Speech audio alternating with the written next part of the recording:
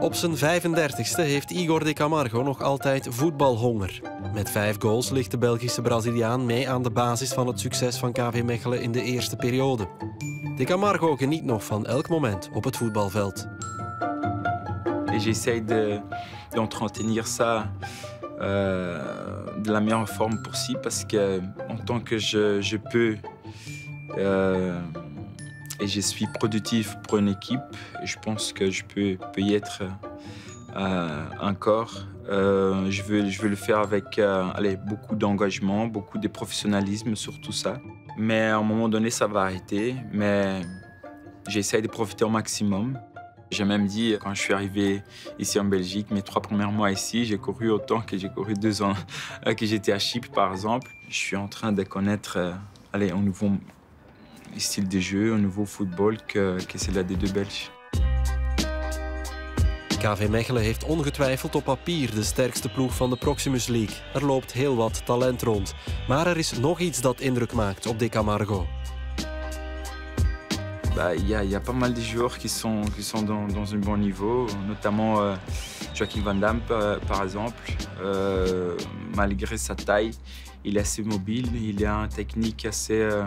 J'ai même l'avais dit dans le vestiaire, qu'il a un futur assez prometteur. Mais je pense que surtout le collectif de Malines aujourd'hui, c'est assez intéressant. Trainer Wouter Franke liet de mayonaise pakken bij Malinois. Het is zijn eerste ervaring als hoofdcoach in het profvoetbal en hij heeft voor balans gezorgd. Je pense qu'un peu plus de foot. On a mis beaucoup du ballon plus à terre. On fait circuler beaucoup plus.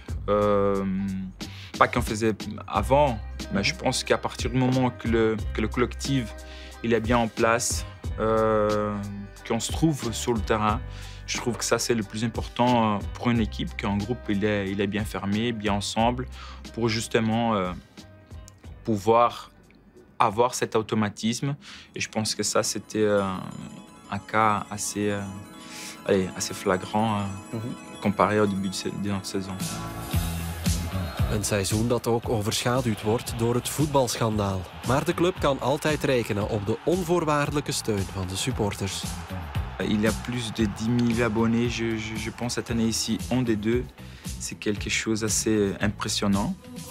Donc, c'est un club qui a la tradition, qui a ses supporters assez ferveux.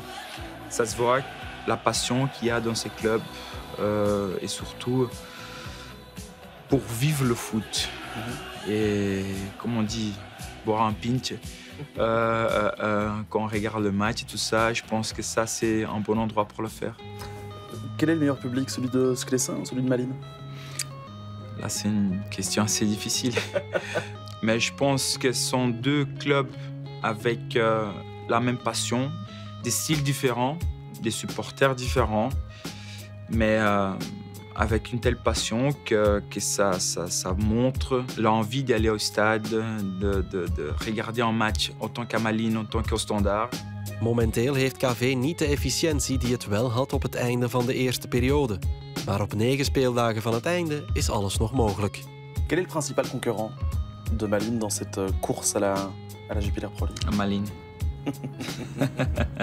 Bon, je vais formuler cette question autrement. Alors, quelle équipe de Proximus League vous a le plus impressionné cette saison? Je pense que pour le moment, on a vu notamment l'Union Saint-Gilloise qui a fait une bonne première période. Le GBA, il y a une belle équipe aussi. Donc, ce sont des équipes qui jouent pour la montée également. Donc, je pense que ça va jouer entre ces 3 équipes-là.